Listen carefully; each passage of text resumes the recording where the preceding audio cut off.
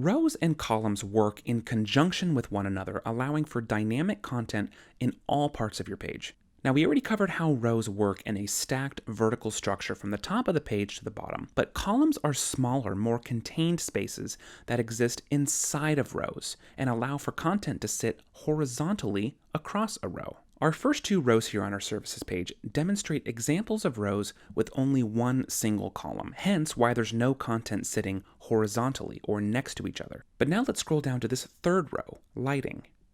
Here we have some content stacked on the left, including this divider line, header text, body text, and a button. But over here on the right, we have this image sitting on its own. This has been accomplished with the addition of a second column to this row. And I think the best way I can explain this visually would be to add an additional column. So up here in my row settings, I'm going to click to add, and then column.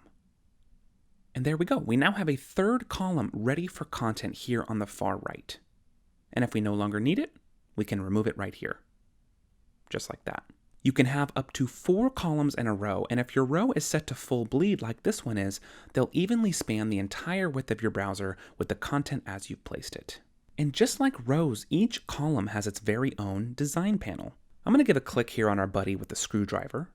And here we have a design panel labeled Column Design, offering us the same powerful design and configuration tools that we just saw for rows. You can fill it with a color, gradient, image, or video with ease. Same image options, border settings, color settings, and of course, spacing settings. The use of columns and rows together are what allow you to not only display content anywhere you want on the page, but keeps said content organized to look beautiful in a responsive layout so that no matter how wide or narrow the browser, everything is still concise and preventing overlap. The extra beautiful thing is that it allows for seamless mobile layout conversion.